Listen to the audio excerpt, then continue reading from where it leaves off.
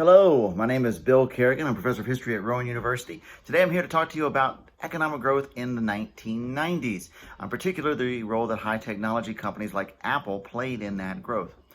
During the 1990s, the U.S. economy reached its period of longest continuous growth.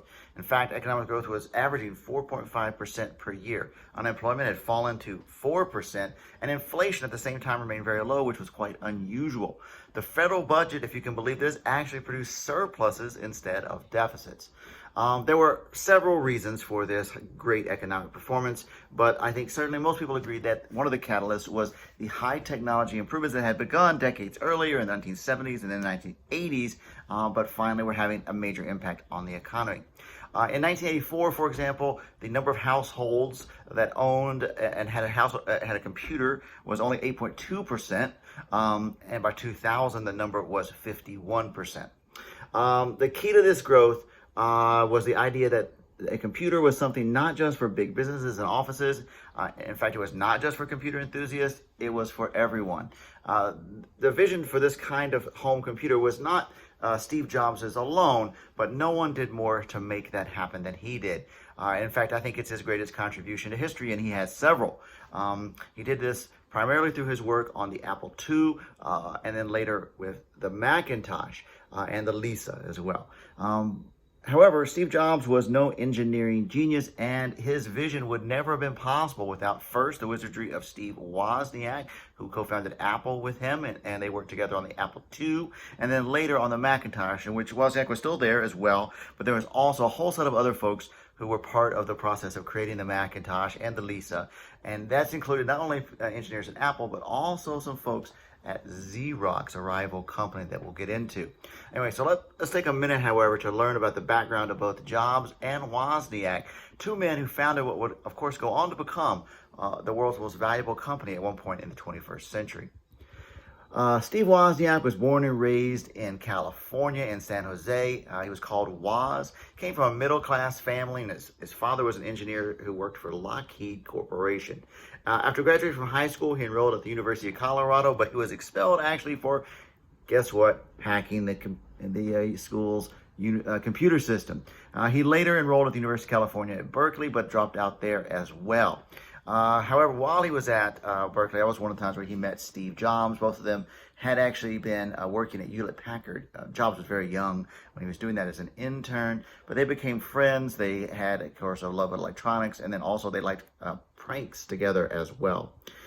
Jobs, for his part, had been born in San Francisco to an American woman and a Syrian father, but they put him up for adoption. He always considered his adopted parents, the Jobses, to be his parents, and was very prickly about those parents who had given him up for adoption.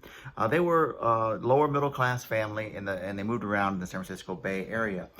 In high school, Jobs kind of became fascinated with two things that would kind of define him and his career: technology and literature. These kind of two different things. Not everyone in the computer industry had Jobs' kind of love for the humanities, and that would filter in to a lot of his products. He had a certain aesthetic vision that was important to him.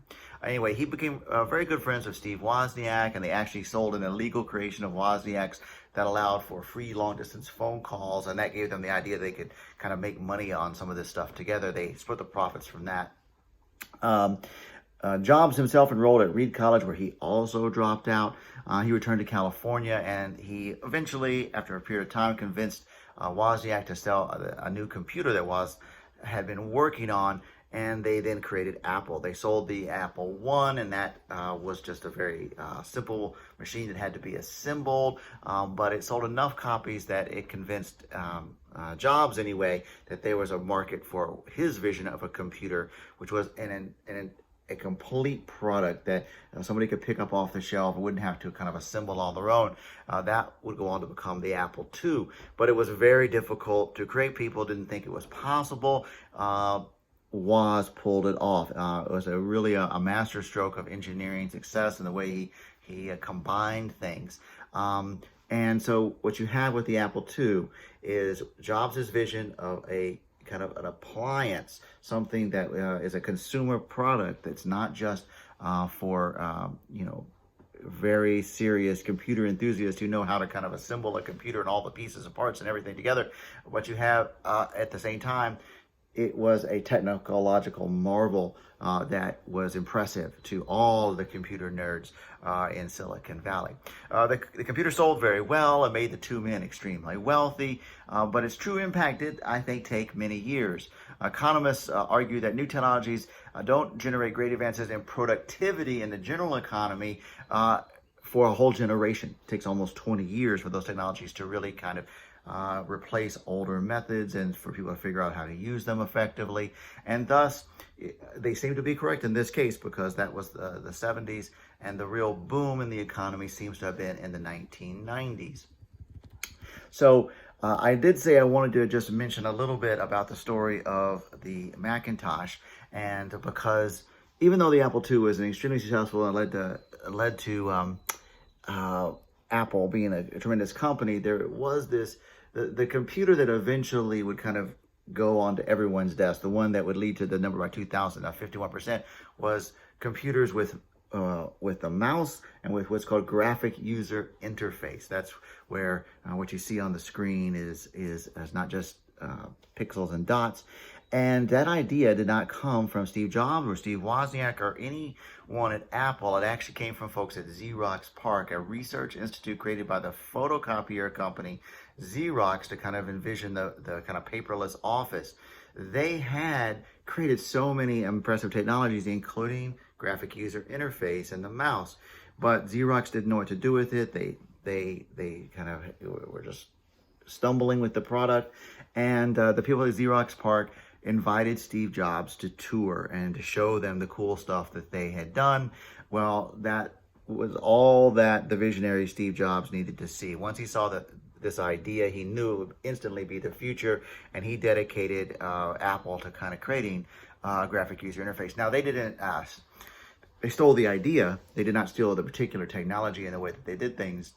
The Lisa and then the Macintosh did things very differently than did the Xerox graphic user interface. But the idea, the whole thing, Jobs took from them. And of course, the Macintosh sold very well, but then very soon other companies, of course, then also copied Apple and copied their graphic user interface. So today, that's the only kind of computers that we have. Anyway, that's the story of how Steve Jobs had the vision, but he needed other people as well. And that's it for today. Thank you very much. My name has been Bill Carrigan from Rowan University.